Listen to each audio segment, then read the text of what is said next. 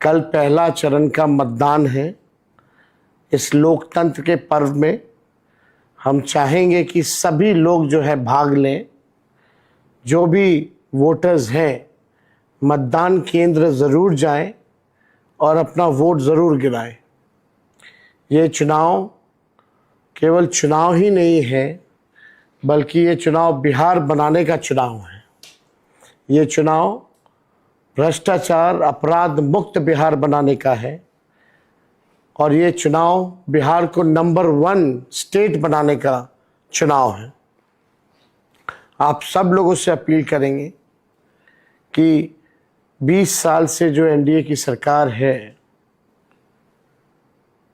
लगातार जो है लोगों के साथ अन्याय किया गया है। पढ़ाई हो, दवाई हो, कमाई हो, सिंचाई हो, हर मामले में ये सरकार जो है फिसड्डी रही है। ब्लॉक थाना अगर आप जाइए तो बिना घूस दिए हुए काम नहीं होता। अपराधी जो है बेलगाम हो गए हैं, सत्ता का संरक्षण उनको प्राप्त है। ऑर्गेनाइज्ड क्राइम हो रहा है पूरे बिहार में, लेकिन कहीं किसी की सुनवाई और कार्रवाई नहीं है।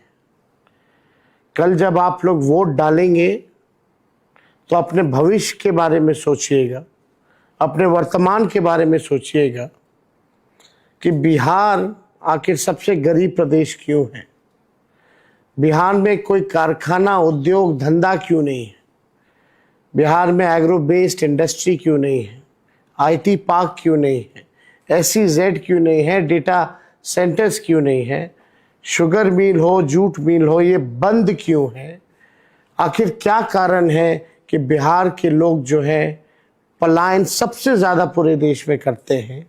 लगभग 4 से 5 करोड़ जो हमारे भाई हैं बाहर दूसरे राज्य दवाई के लिए, पढ़ाई के लिए, कमाई के लिए क्यों जाना पड़ता है। क्यों नहीं हमारे राज्य में ही ये सब कुछ सुविधा हम लोगों को मिली है। क्यों नहीं किसानों का आय दुगुना हुआ है। क्यों नहीं मजदूरों को सम्मान मिला है। शिक्षा, चिकित्सा के मामले में बिहार सबसे निचले पायदान पे क्यों है। ड्रॉप आउट स्कूलों में ड्रॉप आउट जो है देश में सबसे ज़्यादा है बिहार में। आप देखिएगा बाढ़ सुखाड़ से लोग परेशान रहते हैं, लेकिन आप लोगों का कोई सुनने वाला नहीं है सरकार में। इस सरकार में जितना अफसरशाही बढ़ा है, शायद ही कभी इतना अफसरशाही हुआ होगा। गरीबों के साथ, नौजवानों के साथ न्याय नहीं होता। नौजवान नौकरी के लिए, अपने हक के लिए, पेपर लीक के खिलाफ, बहालियों के खिलाफ, धांधलियों के खिलाफ अगर सड़क पे उतरता है तो ये सरकार जो है आप पे लाठी डंडा बरसाने का काम करती है। तो कल अगर मतदान करें तो ये ज़रूर सोचिएगा अपने वर्तमान और अपने भविष्य के बारे में। और आप सब लोगों को हमने पहले भी कहा कि एक मौका जो है आप तेजस्वी को दीजिए। जो 20 सालों में नहीं हुआ है उसको हम लोग जो है 20 महीनों में करके दिखाएंगे।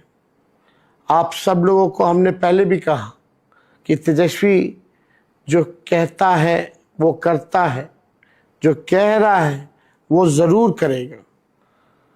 और जो भी हमने प्रण पत्र में आप लोगों से वादा किया है उस पे हम ज़रूर खरे उतरेंगे और बिहार को नंबर 1 ज़रूर बनाएंगे। बस एक मौका आप बिहार की जनता से हम चाहते हैं। बिहार की तस्वीर को बदलना चाहते हैं, आपकी तकदीर को बदलना चाहते हैं।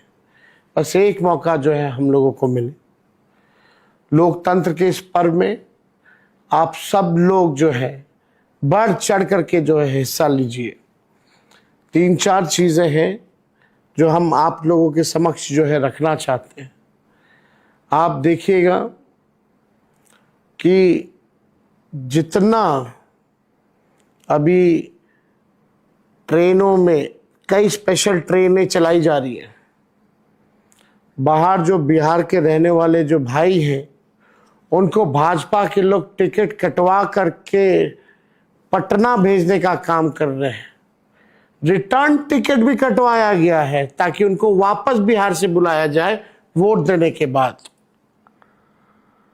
तो जो भी बिहार के भाई ट्रेनों में स्पेशल ट्रेन ये चला रहे हैं, छठ में तो स्पेशल ट्रेन नहीं चलाया इन लोगों ने, टॉयलेटों में ठूस ठूस करके लोगों को भेजा है। रेल मंत्री गायब हो गए थे, स्पेशल ट्रेन चलाने की बात कर रहे थे। अब चुनाव है तो टिकट कटा करके कई स्पेशल ट्रेन कई अलग अलग देश के शहरों से जो हमारे बिहारी भाई जो बाहर कमाने के लिए गए हैं उनको वापस भेजा जा रहा है। जाओ तो वोट दे करके आओ। जो भी बिहार के भाई वापस आ रहे हैं बिहार ट्रेनों से, जरा सोचिएगा कि आप बिहार से बाहर क्यों गए हो। आप बिहार से बाहर इसलिए गए हैं क्योंकि बिहार में रोजी रोटी नहीं है, रोजगार नौकरी नहीं है, कारखाने इंडस्ट्री नहीं है, उद्योग नहीं है। इस कारण से आप जो है अपने परिवार से बिछड़ करके आप दूर गए हो। 11 साल से नरेंद्र मोदी जी प्रधानमंत्री है, क्या एक भी सुई का कारखाना खोला? क्या एक भी उद्योग बिहार में लगाए उन्होंने? क्या आईटी हब बनाया बिहार में? क्या व्यवस्था उन्होंने की? शुगर मिल जूट मिल बंद है, एक भी खोला उन्होंने? कुछ नहीं दिया बिहार को। फैक्ट्री लगवाया गुजरात में और विक्ट्री चाहिए बिहार में, ये होने वाला नहीं है। आप सब लोग जानते हैं कि ये फैक्ट्री गुजरात में लगाएंगे और आधे सस्ते रेट पर आप लोगों को ट्रेन से वो गुजरात भेजेंगे, पंजाब भेजेंगे, दूसरे राज्य भेजेंगे, अपने परिवार से दूर रहने को मजबूर करेंगे। एक मौका आप लोग जरूर तेजस्वी को दीजिएगा।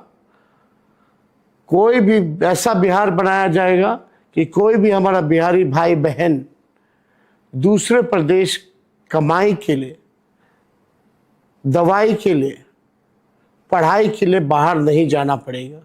सारी सुख सुविधा बिहार में उपलब्ध महागठबंधन की सरकार कराएगी जब तेजस्वी की सरकार बनेगी।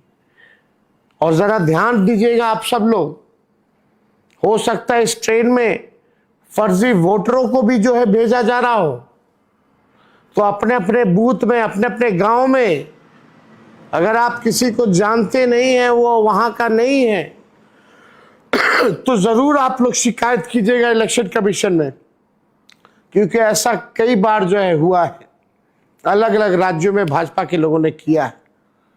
तो इसलिए आप सब लोगों से ये बात हम करना चाहते हैं, जरा दिल पे हाथ रख के बताइए। शराबबंदी, बिहार में शराबबंदी कानून लागू है, क्या होम डिलीवरी नहीं हो रही है? होम डिलीवरी हो रही है कि नहीं हो रही है?